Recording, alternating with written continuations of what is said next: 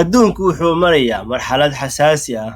Maraykanka oo haysta teknoolojiyadda ugu sarreysa caalamka iyo Ruushka oo leh xuduudda nukliyeer ee ugu weyn adduunka ayaa foolka fool isku horfadhiya saaxadda dagaalka. laakiin haddii uu dagaal qarxo, yaa guulaysan kara? Maanta waxaan eegaynaa xogta rasmiga ah ee 2026.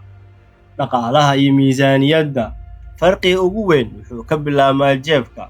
Maraykanku wuxuu sanadkan 2026 u qoondeeyay difaaca lacag dhan 892 bilyan, taas oo ka dhigan inuu ka kharash badan yahay 10 waddan ee ku soo xiga haddii la isku daro.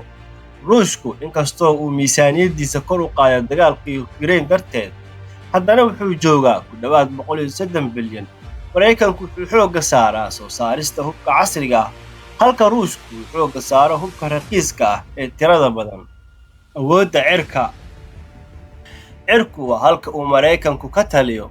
Maraykanku wuxuu leeyahay in ka badan 13,000 oo diyaaradood, oo ay ka mid yihiin kuwa raadaarada aynan qaban karin ee F-22 iyo F-35. Ruushku wuxuu leeyahay qiyaastii 4,200 oo diyaaradood. Inkasta oo Ruushku leeyahay diyaarado xooggan oo loo yaqaan Sukhoi, kana tirada iyo tayada Maraykanka ayaa aad uga sarreysa. Awoodda dhulka iyo awoodda badda.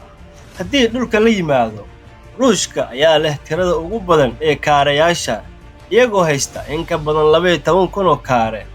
Maraykanku wuxuu haystaa 4,600, laakiin kuwa Maraykanka ayaa ka teknoolojiyad sarreysa. Badda dhexdeeda, Maraykanku waa boqorka dhabta ah.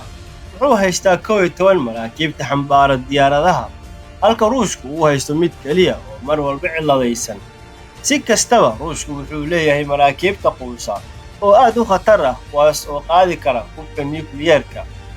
hubka nukliyeerka. Tani waa barta uu Ruushku adduunka oo dhan kaga sarreeyo. Ruushku wuxuu haystaa ku dhawaad 5,580 madax nukliyeer ah, halka Maraykanku uu haysto 5,044.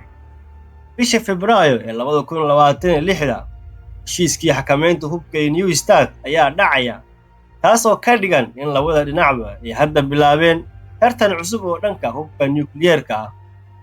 Ugu dambeyntii, Maraykanka ayaa weli ah quwadda koowaad ee dunida dhinac kasta, laakiin Ruushka iyo xulafadiisa waxay isku dayayaan inay jebiyaan nidaamkaas. Waxay kula tahay suurtagal baa in Ruushku uu Maraykanka kaga adkaado dagaal toos ah? Haddii aad nagu cusub tahay, fadlan nagu soo biir si aan kuula wadaagno xogo kooban oo maalinle ah. Mahadsanid.